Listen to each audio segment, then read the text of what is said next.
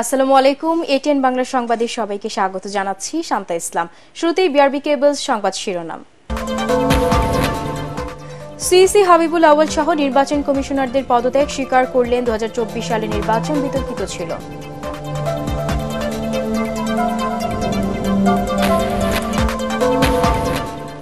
বাংলাদেশে না ফেরা পর্যন্ত শেখ হাসিনাকে চুপ থাকতে বললেন ডক্টর ইউনূস ভারতীয় সংবাদ মাধ্যমে সাক্ষাৎকার।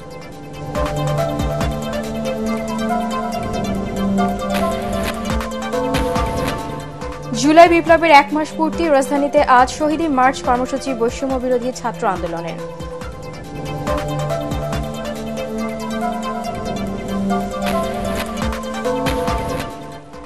নতুন কারিকুলামের বই হলেও পুরনো পদ্ধতিতে পরীক্ষা নেওয়া হবে প্রাথমিক ও মাধ্যমিকে, উদ্বিগ্ন অভিভাবক শিক্ষকরা।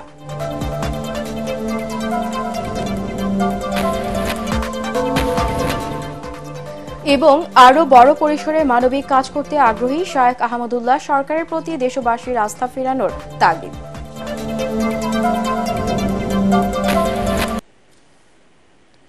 শুনছিলেন বিআরবি কেবলস সংবাদ শিরোনাম। এবার বিস্তারিত সংবাদ। পদত্যাগ করেছেন কাজী হাবিবুল আউয়ালের নেতৃত্বাধীন 5 সদস্যের নির্বাচন কমিশন। কিছুক্ষণ আগে সংবাদ সম্মেলনে পদত্যাগের ঘোষণা দেন প্রধান নির্বাচন কমিশনার। 2024 সালের দ্বাদশ জাতীয় সংসদ নির্বাচনে একদলীয় ছিল মন্তব্য করে তিনি বলেন, এই নির্বাচনে ব্যক্তির সাথে প্রতিদ্বন্দ্বিতা হয়েছে, কোনো দলের সাথে নয়। নির্বাচন পদ্ধতির মৌলিক সংস্কার না হলে নির্বাচন কমিশনের পক্ষে প্রভাবমুক্ত নির্বাচন আয়োজন সম্ভব নয় বলেও জানান বিদায়ী সিইসি। সংবিধান অনুযায়ী 5 বছর মেয়াদের জন্য নিয়োগপ্রাপ্ত হলেও 2.5 বছরের মাথায় বিদায় নিতে হলো আউয়াল কমিশনকে। নির্বাচন যেহেতু একদলীয় ছিল, কাজে এই নির্বাচনকে সরকারিভাবে প্রভাবিত করার কোনো আবশ্যকতাও কার্যত ছিল না। দলীয়ভাবে ইনক্লুসিভ না হওয়ার কারণে নির্বাচন বিতর্কিত হয়েছে। এটি সঠিক এবং যৌক্তিক। সরকার বারবার বলছেন, ব্যাপক সংস্কারের মাধ্যমে নির্বাচন ব্যবস্থাকে ঢেলে সাজাতে হবে। নির্বাচন বারংবার ব্যর্থ হওয়ার প্রকৃত সত্য কারণ এই কথাটির মধ্যেই নিহিত। প্রতিটি সাধারণ নির্বাচন নির্দলীয় তত্ত্বাবধায়ক সরকারের অধীনে অনুষ্ঠিত হলে উদ্দেশ্য অর্জন আরও সুনিশ্চিত হতে পারে।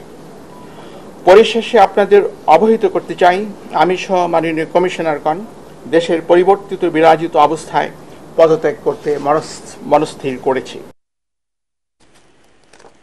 দর্শক, এই মুহূর্তে নির্বাচন কমিশন সচিবালয়ে আছেন আমাদের বিশেষ প্রতিনিধি একরামুল হক সায়েম। চলে যাচ্ছি সেখানে। সায়েম, বিগত নির্বাচনগুলো নিয়ে নিজেদের আর কি ধরনের ব্যর্থতা ও ত্রুটির কথা উল্লেখ করেছেন সিইসি? নির্বাচন কমিশন সচিবালয়ের পরিস্থিতি এখন কেমন দেখছেন আমাদেরকে জানাবেন।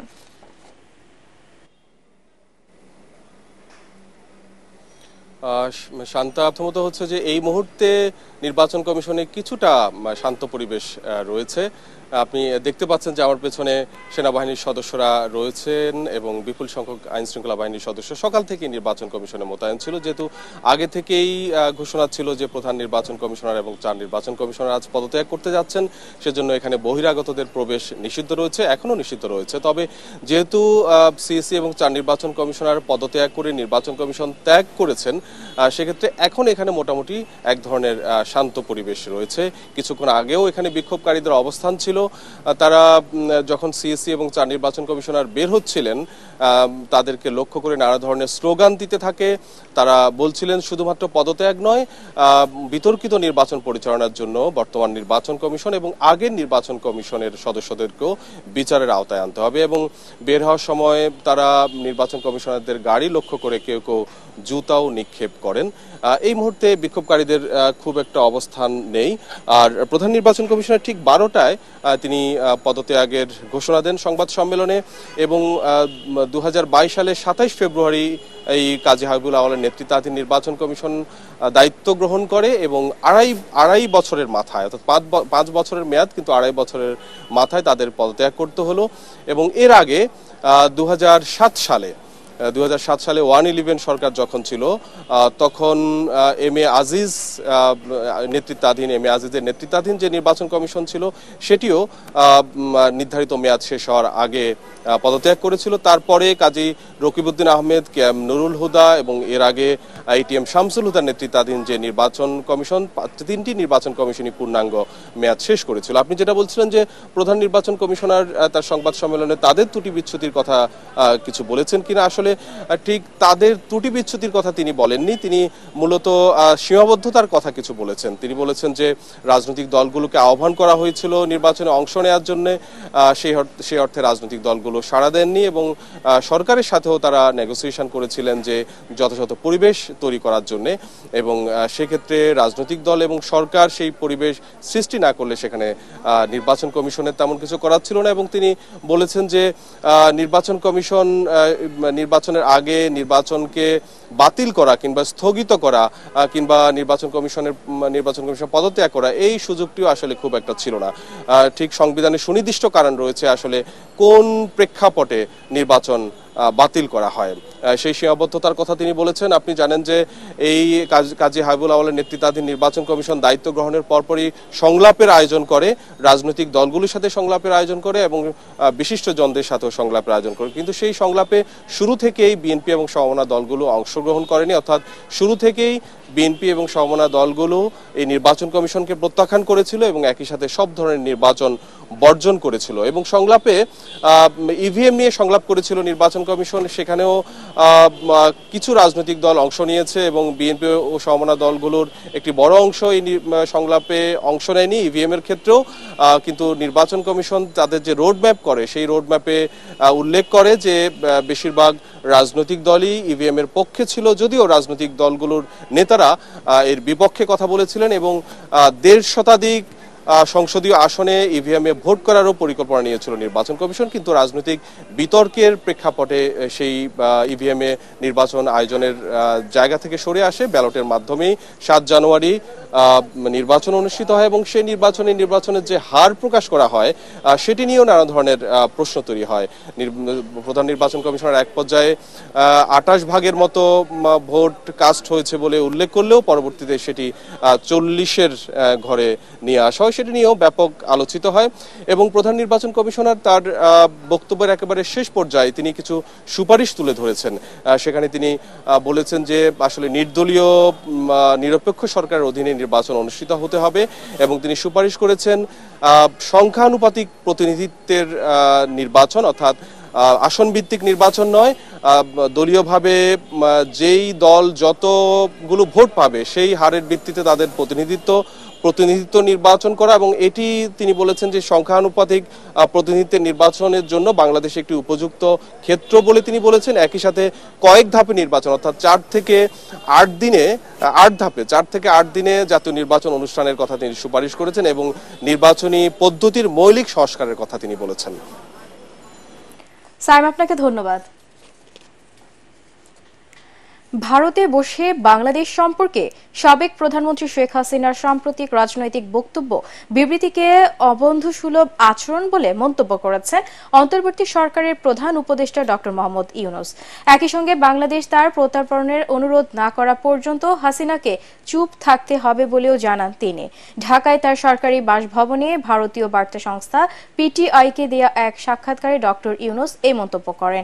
তিনি বলেন, বাংলাদেশের পক্ষ থেকে তার প্রত্যর্পণের অনুরোধ না করা পর্যন্ত ভারত যদি তাকে রাখতে চায় তাহলে শর্ত হবে শেখ হাসিনাকে নীরব থাকতে হবে। ডক্টর ইউনূস আরো বলেন, বাংলাদেশ যখন ভারতের সঙ্গে শক্তিশালী সম্পর্ককে মূল্য দেয় তখন নয়াদিল্লিকে অবশ্যই আওয়ামী লীগ ছাড়া দেশের অন্য সব রাজনৈতিক দলকে ইসলামপন্থী হিসেবে আখ্যায়িত করা বন্ধ করতে হবে। একই সঙ্গে শেখ হাসিনা ছাড়া বাংলাদেশ আফগানিস্তানে পরিণত হবে, তা ভাবারও কোনো কারণ নেই বলেও মন্তব্য করেন তিনি।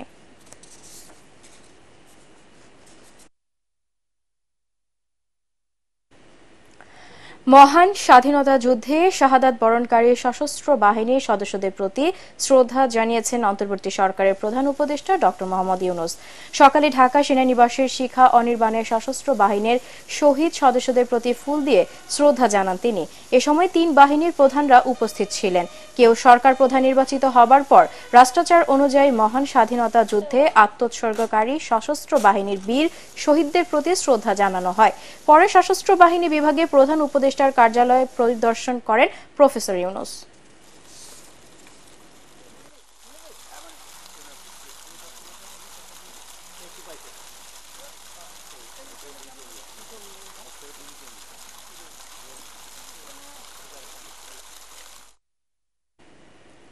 ছাত্র জনতার অভ্যুত্থানে আওয়ামী লীগ সরকারের ক্ষমতাচ্যুতি আর শেখ হাসিনার ভারতে পালানোর ১ মাস পূর্ণ হলো আজ। বৈষম্য বিরোধী ছাত্র আন্দোলনের ব্যানারে গত জুলাইয়ের শুরুতে সরকারি চাকরিতে কোটা সংস্কারের দাবিতে আন্দোলন শুরু করেন শিক্ষার্থীরা। এই আন্দোলন দমনে ছাত্রলীগ সহ তৎকালীন ক্ষমতাসীন আওয়ামী লীগের বিভিন্ন সংগঠন ও আইন শৃঙ্খলা রক্ষাকারী বাহিনীর হামলা নির্যাতনের এক পর্যায়ে তা সরকারের পতনের এক দফা আন্দোলনে রূপ নেয়। দেশের বিভিন্ন স্থানে বারুদের মতো তা ছড়িয়ে পড়ে। ছাত্র জনতার নজিরবিহীন এই আন্দোলনে নিহত হন ১,০০০-এরও বেশি মানুষ, আহত হন কয়েক হাজার। ছাত্র জনতার অপ্রতিরোধ্য আন্দোলনের মুখে ৫ আগস্ট শেখ হাসিনা প্রধানমন্ত্রীর পদ থেকে পদত্যাগ করে দেশ ছেড়ে ভারতে যান। এরপর উল্লাসে লাখো মানুষ ঢুকে পড়ে গণভবন, সংসদ ভবন, প্রধানমন্ত্রীর কার্যালয়ে। পালিয়ে যান মন্ত্রী, এমপিরাও। এর মধ্য দিয়েই আওয়ামী লীগের টানা প্রায় ১৬ বছরের শাসনের অবসান ঘটে।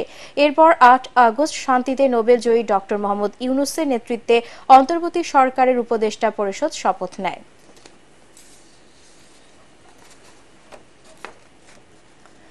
সরকারের পতনের ১ মাস পূর্তিতে রাজধানীতে আজ শহীদি মার্চ কর্মসূচি পালন করবে বৈষম্য বিরোধী ছাত্র আন্দোলন। বুধবার সংবাদ সম্মেলনে সমন্বয়ক সার্জিস আলম এই কর্মসূচি ঘোষণা করেন। শহীদি মার্চ বিকেল ৩টায় রাজু ভাস্কর্য থেকে শুরু হয়ে নীলক্ষেত, কলাবাগান, মানিক মিয়া এভিনিউ, ফার্মগেট, কারওয়ান বাজার, শাহবাগ হয়ে রাজু ভাস্কর্যে গিয়ে শেষ হবে। সমন্বয়ক সার্জিস আলম বলেন, আহত অনেকে এখনো হাসপাতালে, তাই বিজয় মিছিল নয়, শহীদি মার্চের এই কর্মসূচি। আমার ওই শহীদ ভাইদের, আমার যে ভাই বোনগুলো তাদের হাত হারিয়েছে, পা হারিয়েছে, চোখ হারিয়েছে, তাদেরকে স্মরণ করে, তাদের স্মৃতিকে ধারণ করে আমরা আগামীকাল ৫ সেপ্টেম্বর আমাদের ছাত্র জনতার অভ্যুত্থানের ১ মাস পূর্তি উপলক্ষে আমরা একটি শহীদি মার্চ করতে চাই। বৈষম্য বিরোধী ছাত্র আন্দোলনের শহীদি মার্চের প্রস্তুতি চলছে ঢাকা বিশ্ববিদ্যালয় এলাকায়। সেখানে আছেন আমাদের সহকর্মী আদ্দিন সজীব। চলে যাচ্ছি তার কাছে। আদ্দিন, এখন কি প্রস্তুতি চলছে কর্মসূচির, আমাদেরকে জানাবেন।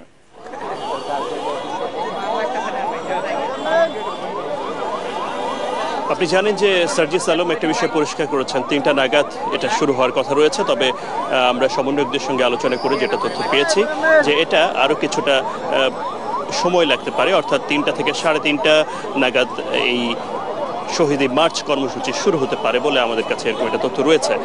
আমরা দেখেছি যে 2টার আরও আগে থেকে, প্রায় 1:30টার পর থেকে অল্প অল্প করে বিভিন্ন শিক্ষা প্রতিষ্ঠান, কলেজ, ঢাকা এবং ঢাকার আশপাশের বিভিন্ন স্থান থেকে অনেক শিক্ষার্থী দল বেঁধে আসছে। আমরা এখনো দেখতে পাচ্ছি যে ঠিক রাজু ভাস্কর্যের এই অংশটাতে একটা ক্রাউড দেখা যাচ্ছে বেশ ভালো অংশের, এবং বেশ কয়েকটি শিক্ষা প্রতিষ্ঠানের শিক্ষার্থীরা ইতিমধ্যে এসেছেন।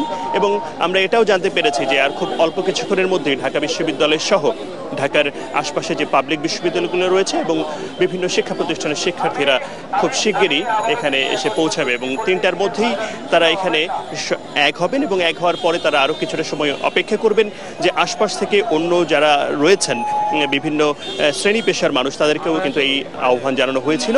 কেন্দ্রীয় যে কর্মসূচি রাজু ভাস্কর্য এরিয়াতে শুরু হবে, সেখানে এই যে গ্যাদারিং দেখছেন, এই গ্যাদারিংটা আরও কয়েক গুণ বেশি হবে বলেই আমাদের কাছে মনে হচ্ছে। এবং তারপর থেকেই আপনি বলেছেন যে Nilkhet, new market, science lab হয়ে কলাবাগান এবং জাতীয় সংসদ ভবনের এরিয়া মানিক ভিউ এভিনিউয়ের সামনে দিয়ে ফার্মগেট, কারওয়ান বাজার হয়ে এটা আসে আবার শহীদ মিনারে, ঢাকা ইউনিভার্সিটি এরিয়ার শহীদ মিনারে শেষ হবে। এবং সেই বিষয়গুলো আমরা সবাই জানি।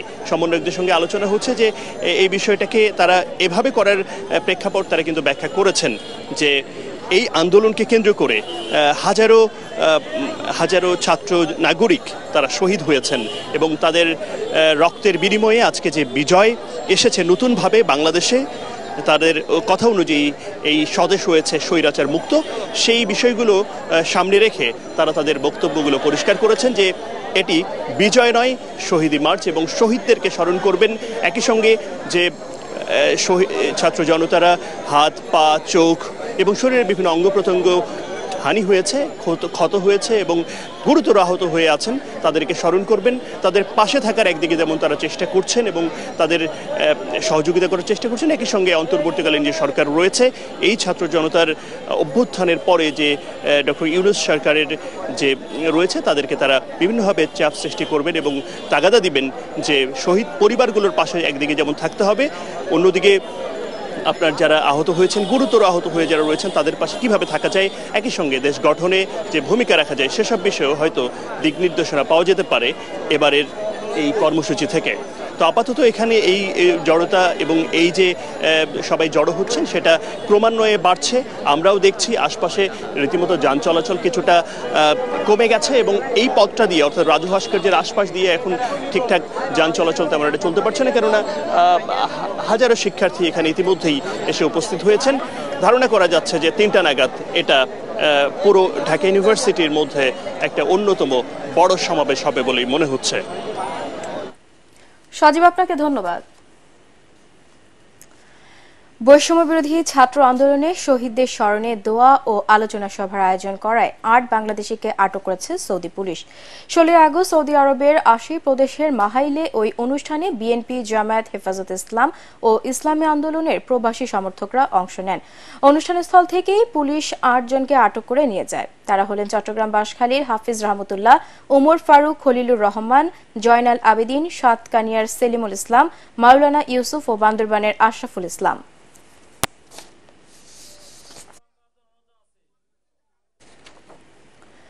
নতুন কারিকুলামের বই থেকে পুরনো পদ্ধতিতে বার্ষিক পরীক্ষা নেওয়া হবে প্রাথমিক ও মাধ্যমিকের শিক্ষার্থীদের। যারা ক্লাস 9-এ পড়ছে, ক্লাস 10-এ তাদের গ্রুপ বিভাজন হবে। 2012 সালের শিক্ষা কারিকুলামে সংক্ষিপ্ত সিলেবাস হবে তাদের এসএসসি পরীক্ষা। স্কুলগুলোতে এইসব নির্দেশনা পাঠিয়েছে এনসিটিবি। শিক্ষা কার্যক্রম বারবার পরিবর্তনে উদ্বিগ্ন অভিভাবক শিক্ষকরা। রিপোর্টে জানাচ্ছেন মাহবুব কবির চপল। দলের মধ্যে একই সিদ্ধান্ত গ্রহণের কারণ বিভিন্ন জনে শিক্ষাবর্ষের মাঝামাঝি এসে শিক্ষা কারিকুলাম বাতিলের ঘোষণায় স্থবিরতা নেমেছে স্কুলগুলোতে। দায়সারাভাবে চলছে শিক্ষা কার্যক্রম। তীব্র আপত্তির পরও নতুন শিক্ষাক্রম পড়ানো হচ্ছিল 2.5 বছর ধরে। এখন তা বাতিল করায় নানা ধরনের জটিলতার সৃষ্টি হয়েছে, যার বড় ভুক্তভোগী শিক্ষার্থীরা। আজকাল থেকে যদি আমাদের সিলেবাসটা চেঞ্জ হয়ে যায় তাহলে হয়তো বা আমাদের সমস্যা হতে পারে, কারণ আমরা তো এতটা চাপ নিতে পারবো না একসাথে।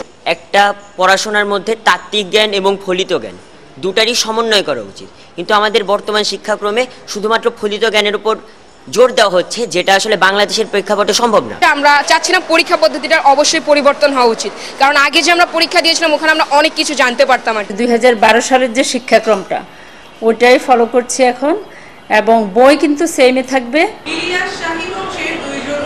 নবম শ্রেণীতে যারা পড়ছে বেশি বিপাকে পড়েছে তারা। এই ক্লাসে বার্ষিক পরীক্ষা হবে এখনকার বই অনুযায়ী। আবার 10ম শ্রেণীতে বিজ্ঞান, মানবিক, কলা বিভাগের যে কোনো একটি নিতে হবে।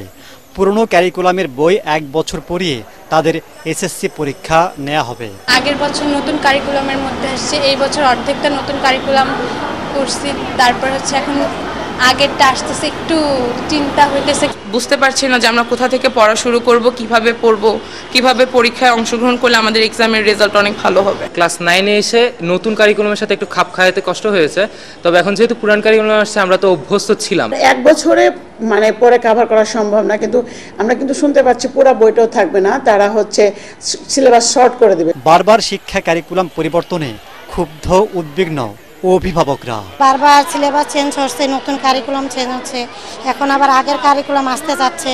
আসলে আমরা সবকিছু নিয়ে টেনশন করি। যে শিক্ষা কারিকুলাম ছিল এটা বাতিল হতে আমরা অভিভাবকরা অনেক বেশি খুশি এবং আনন্দিত, বিকজ বাচ্চাদের ফিউচার নষ্ট হয়ে যাচ্ছিল। নতুন সরকার কতদিন থাকবে, এই কারিকুলাম কতদিন চলবে তা নিয়েও আছে অনিশ্চয়তা। উন্নত দেশগুলোতে একটি শিক্ষাক্রম সাধারণত 16 থেকে 20 বছর পড়ানো হয়, কিন্তু বাংলাদেশে সরকার পরিবর্তনের সাথে বদলে যাচ্ছে শিক্ষাক্রমও, যা রীতিমতো উদ্বেগজনক। তাই এমন একটি শিক্ষাক্রম চালুর পরামর্শ বা দাবি উঠেছে যেটি সবার কাছে গ্রহণযোগ্য হয়। মাহবুব কবির চপল, এটিএন বাংলা, ঢাকা। ইসলামী ব্যাংকের বিতরণ করা ঋণের অর্ধেকই এস আলম গ্রুপের পকেটে। ঋণের টাকা উদ্ধারে শুধু জামানত থাকা সম্পত্তি নয়, এস আলম ও পরিবারের সব সম্পদ জব্দ করা হবে বলে জানালেন ব্যাংকটির পর্ষদের নতুন চেয়ারম্যান ওবায়দ উল্লাহ আল মাসুদ। বাংলাদেশ ব্যাংকের গভর্নরের সঙ্গে সাক্ষাতের পর এসব কথা বলেন তিনি। এস আলমের লুট করা টাকা উদ্ধারে এর মধ্যে আইন মন্ত্রণালয়ের সহায়তা চাওয়া হয়েছে। ইসলামী ব্যাংকে তারল্য সংকট মেটাতে বাংলাদেশ ব্যাংক টাকা ছাপিয়ে আর কোনো সহায়তা দেবে না। তবে পরিবর্তিত পরিস্থিতিতে ইসলামী ব্যাংকের প্রতি গ্রাহকের আস্থা ফিরতে শুরু করেছে বলেও দাবি করেন ব্যাংকটির পর্ষদ চেয়ারম্যান। জানান, ইসলামী ব্যাংককে বাঁচাতে বিশেষ পরিকল্পনা নেওয়া হয়েছে, যা 3 ধাপে বাস্তবায়ন করা হবে। ব্যাংকটির সার্বিক দুর্নীতি খতিয়ে দেখতে বিশেষ নিরীক্ষা হচ্ছে বলেও জানান তিনি। যে সমস্ত প্রতিষ্ঠানে অন্যায় হয় তারা প্রপার্টি ওভার ভ্যালুয়েশন করে। আমাদের টিম অলরেডি নেমে গেছে, তারা প্রপার্টিগুলিকে পুনরায় ভ্যালু করতেছে এবং বিশ্বাসযোগ্য করার জন্য ইন্ডিপেন্ডেন্ট সার্ভেয়ারদেরকে দিয়ে আমরা পুনর্মূল্যায়ন করতেছি, যাতে গ্যাপটা বোঝা যায়। বাংলাদেশে কেউ আর কোনোদিন ত্রাণ চুরির সাহস পাবে না বলে মনে করেন আস সুন্নাহ ফাউন্ডেশনের চেয়ারম্যান শায়েখ আহমদুল্লাহ। বেসরকারি উদ্যোগে এক সপ্তাহে 100 কোটি টাকারও বেশি তহবিল সংগ্রহকারী এই ইসলামিক স্কলার বলেছেন, এর চেয়েও বড় দায়িত্ব পালনের জন্য প্রস্তুতি নিচ্ছেন তিনি। এটিএন বাংলার বিশেষ প্রতিনিধি কেরামতুল্লাহ বিপ্লবকে দেয়া এক সাক্ষাৎকারে এসব বলেন আহমদুল্লাহ। এবার যেটা আমরা পেয়েছি যে কোনো প্রকার উটকো ঝামেলা, একসময় তিনি ছিলেন প্রবাসী, এরপর ইসলামী আলোচক আর পরামর্শক হিসেবে দেশ জুড়ে পরিচিত জনপ্রিয় হন শায়েখ আহমদুল্লাহ। এবার বন্যায় ভিন্নভাবে তাকে চিনেছে দেশের মানুষ ও প্রবাসীরা। যদি মুক্ত থেকে কাজ করতে পারে তাহলে এই দেশের ধর্ম বর্ণ নির্বিশেষে সমস্ত মানুষ দিন শেষে ইনশাআল্লাহ উপকৃত হতে থাকবে। আগস্টের নজিরবিহীন বন্যা মোকাবেলায় বেসরকারি পর্যায়ে তার উদ্যোগটি ছিল সবচেয়ে বড়। 1.5 লাখেরও বেশি দুর্গত মানুষকে সরাসরি সহায়তা দিয়েছেন তারা। প্রায় 10,000 ক্ষতিগ্রস্তের জন্য পুনর্বাসন ও কর্মসংস্থান প্রকল্প নিয়েছে আস সুন্নাহ ফাউন্ডেশন। এর আগে এত বৃহৎ পরিসরে আর কোনো সেবা প্রতিষ্ঠান ত্রাণ ও পুনর্বাসন কার্যক্রম করেনি বাংলাদেশে। ত্রাণ চুরি বন্ধে যা ভবিষ্যতে নজির হয়ে থাকবে বলে মনে করছেন আহমদুল্লাহ। আমি একজন সাধারণ মানুষ হিসেবে, সাধারণ নাগরিক হিসেবে আমি তো স্বপ্ন দেখছি এবং প্রত্যেকটা মানুষ স্বপ্ন দেখছে যে বাংলাদেশে, নতুন বাংলাদেশে বোধহয় আর এই ত্রাণ চুরির ঘটনা ঘটবে না। দেখুন, এর আগে আমার মনে আছে আমি মানিকগঞ্জে ত্রাণের ট্রাক পাঠিয়েছি, শীত বস্ত্রের ট্রাক পাঠিয়েছি। সেখানকার স্থানীয় একজন রাজনৈতিক নেতা বলেছেন যে এগুলো দিয়ে যান, আমাদের ছেলেরা বন্টন করবে। আমি বললাম যে ট্রাক ফেরত নিয়ে আসো, আমরা ওখানে মাল দেবো না। তো এবার এরকম কোনো পরিস্থিতি আমাদের পড়তে হয়নি। আমার তো স্বপ্ন দেখতে কোনো অসুবিধা নেই যে আমরা নতুন বাংলাদেশে আর কোনো চাঁদাবাজি আমাদেরকে দেখতে হবে না, আর কোনো কল্যাণ কাজ করতে গেলে কেউ বাধা দিবে, কেউ এসে মাল ছিনিয়ে নিয়ে যাবে, এই পরিস্থিতি আর হবে না। ছাত্র জনতার অভ্যুত্থানের পর গঠিত অন্তর্বর্তীকালীন সরকারের উপদেষ্টা হিসেবে ডাক পেয়েছিলেন আহমদুল্লাহ, এমন খবর এসেছে গণমাধ্যমে। সে প্রশ্নের উত্তর দেন এটিএন বাংলাকে। ইতিমধ্যে আমাকে যখন প্রস্তাব দেওয়া হয়েছে, আমি কিন্তু বলেছি যে দেশে আলহামদুলিল্লাহ অনেক যোগ্য মানুষ আছে। আমার মনে হয় না যে দেশে কোনো সেক্টরে আমার চাইতে যোগ্য মানুষের অভাব আছে, যার কারণে আমি বিনয়ের সাথে বলতে চাই যে যারা যেই কাজের জন্য যোগ্য তাদেরকে সেখানে বসালেই দেশ এগিয়ে যাবে ইনশাল্লাহ। আমাকে রাষ্ট্র যদি কোনো কাজের জন্য প্রয়োজন মনে করে, যেটা আসলে আমার করার মতো কাজ, আমি ডেফিনেটলি সেখানে রাষ্ট্রকে সহযোগিতা করতে প্রস্তুত। ছাত্র জনতার অভাবনীয় বিপ্লবে যে পরিবর্তন এসেছে তা রক্ষায় সব মানুষকে যার যার অবস্থান থেকে দেশের জন্য কাজ করার আহ্বানও জানান এই ইসলামিক স্কলার। তিনি নিজেও বিশেষ প্রকল্প নিয়েছেন জুলাই আন্দোলনে নিহত আহতদের পরিবারের জন্য। কেরামতুল্লাহ বিপ্লব, এটিএন বাংলা। রংপুরে মহাসড়ক অবরোধ করে বিক্ষোভ সমাবেশ করেছেন আলু চাষিরা। বিভিন্ন কোল্ড স্টোরেজে বৈষম্যমূলকভাবে অতিরিক্ত ভাড়া আদায় ও হিমাগার মালিকদের স্বেচ্ছাচারিতার প্রতিবাদে এবং প্রতি বস্তা আলুর ভাড়া 280 টাকা নির্ধারণের দাবিতেই এই বিক্ষোভ করেন তারা। কুড়িগ্রাম ঢাকা রংপুর সড়কের নবীগঞ্জ এলাকায় কর্মসূচি চলাকালে বক্তারা এই অবস্থার জন্য বিগত সরকারের বাণিজ্যমন্ত্রী টিপু মুন্সিকে দায়ী করে আলু সিন্ডিকেটের হোতাদের আইনের আওতায় এনে শাস্তির দাবি জানান।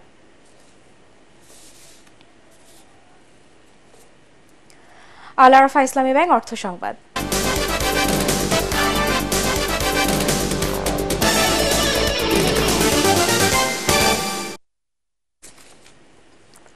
প্রায় ১.৫ মাস বন্ধ থাকার পর বেনাপোল স্থলবন্দর দিয়ে রেলপথে ভারতের সাথে আমদানি বাণিজ্য শুরু হয়েছে। বুধবার রাতে দুটি চালানে ভারত থেকে ২,৪৬০ টন জিপসাম সার ও ৬১টি ট্রাক্টর আমদানি করা হয়। বৈষম্যবিরোধী ছাত্র আন্দোলনের সময় নিরাপত্তাজনিত কারণে ১৯ জুলাই থেকেই দুই দেশের মধ্যে রেলপথে পণ্য পরিবহন ও যাত্রী যাতায়াত বন্ধ রাখে ভারতীয় রেলওয়ে কর্তৃপক্ষ। এরপর দুদেশের মধ্যেই উচ্চ পর্যায়ের কর্মকর্তাদের আলোচনার প্রেক্ষিতে আনুষ্ঠানিকভাবে গতকাল থেকে পুনরায় রেলপথ আমদানি বাণিজ্য শুরু হয়। তবে এখনো বন্ধ রয়েছে যাত্রী পারাপারের বন্ধন এক্সপ্রেস ট্রেন। পার্টেক্স খেলার খবর।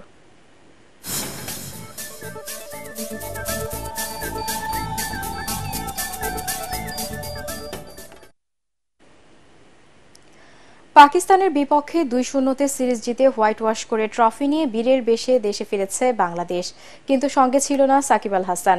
রাজনীতির পাকে পড়ে হামলা মামলায় গ্রেপ্তারি পরোয়ানা তার নামে। দেশে ফিরেই দলের অধিনায়ক জানান সাকিব বিষয়ে প্রধান উপদেষ্টার সঙ্গে আলাপ করবেন। সে সঙ্গে জয়ের এই ধারা ধরে রেখে আসন্ন সিরিজে ভারতকেও হারাতে চান তিনি। পরাগ আরমানের রিপোর্ট। ঐতিহাসিক টেস্ট সিরিজ জিতে পাকিস্তান থেকে রাতে দেশে ফিরেছে বাংলাদেশ ক্রিকেট দল, কিন্তু ফেরেননি এক সময়ের বাংলাদেশের জান, বাংলাদেশের প্রাণ সাকিব আল হাসান। রাজনীতিতে নাম লিখিয়ে নিজেকে কলঙ্কিত করেছেন, আস্থাও হারিয়েছেন দেশের মানুষের। মামলা আর গ্রেপ্তারের হুমকি মাথায় নিয়েই পাকিস্তানের বিপক্ষে সিরিজ খেলেন তিনি। দেশে ফিরেই টাইগারদের অধিনায়ক নাজমুল হোসেন শান্ত জানান সাকিবের বিষয়ে প্রধান উপদেষ্টার সঙ্গে আলাপ করবেন। প্রধান উপদেষ্টার সাথে তো কথা হয়েছে, উনি দেখা করতে চেয়েছেন, যেটা আমি আগেও বলেছি। সাকিব ভাইয়ের বিষয়টা নিয়ে অবশ্যই এটা একটা ডিফারেন্ট বিষয়, বাট প্রত্যেকটা প্লেয়ার সাকিব ভাইয়ের পাশে আছেন এবং এই বিষয়টা নিয়ে আমরা সবাই জানি সাকিব ভাই কতটুকু খেলার জন্য ডেডিকেটেড এবং খেলার জন্য কতটুকু পাগল, টিমের জন্য ভালো করার জন্য কতটুকু সবসময় টিমের খেলার জন্য চিন্তা ভাবনা করেই থাকেন। বাট হ্যাঁ, অবশ্যই যখন দেখা হবেন অবশ্যই এটা নিয়ে যদি কথা ওঠে, প্রত্যেকটা প্লেয়ার সাকিব ভাইয়ের পাশে আছে। পাকিস্তানকে হোয়াইট ওয়াশ করে আত্মবিশ্বাসের তুঙ্গে আছে বাংলাদেশ দল। আসন্ন ভারত সফরেও জয়ের এই ধারা অব্যাহত রাখতে চান শান্ত। আমরা যদি আমাদের বেস্ট ক্রিকেটটা খেলতে পারি, যে কোনো দলকে আমরা হারাতে পারবো। সো অবশ্যই খুব বেশি আউটকাম নিয়ে চিন্তা না করে আমরা যদি আমাদের প্রসেসটা ফলো করি, তাহলে আমার বিশ্বাস যে আমরা সামনে দুইটা সিরিজও ভালো করব। চলতি মাসের ১৯ তারিখ থেকে ভারতের সঙ্গে 2টি টেস্ট ও 3টি টি-20 ম্যাচের সিরিজ খেলবে বাংলাদেশ ক্রিকেট দল। পরাগ আরমান, এটিএন বাংলা, ঢাকা। শেষ করার আগে বিআরবি কেবল সংবাদ শিরোনাম আরো একবার। সিসি হাবিবুল আউয়াল সহ নির্বাচন কমিশনারদের পদত্যাগ স্বীকার করলেন। 2024 সালে নির্বাচন বিতর্কিত ছিল।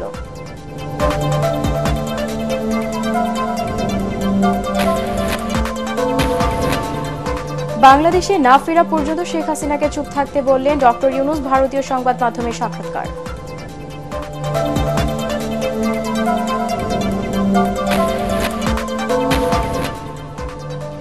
জুলাই বিপ্লবের 1 মাস পূর্তি, রাজধানীতে আজ শহীদি মার্চ, কর্মসূচি বৈষম্য বিরোধী ছাত্র আন্দোলনের।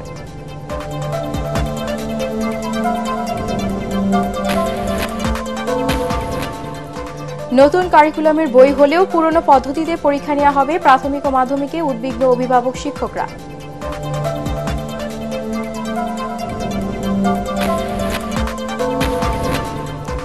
এবং আরো বড় পরিসরে মানবিক কাজ করতে আগ্রহী শায়খ আহমদুল্লাহ, সরকারের প্রতি দেশবাসীর আস্থা ফেরানোর তাগিদ।